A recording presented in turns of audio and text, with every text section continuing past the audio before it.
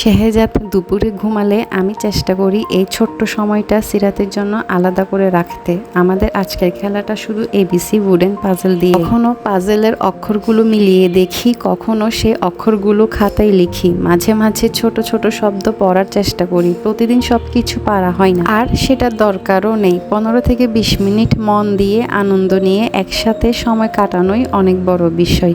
আর এগুলোকেই সিরাত ওর play time মনে করে। আপনিও যদি বাচ্চার সাথে চাপ ছাড়া খেলতে খেলতে শেখার এমন ছোট ছোট মুহূর্ত তৈরি করতে চান, তাহলে রিমাস টিনি ওয়ার্ল্ডের সাথে থাকুন।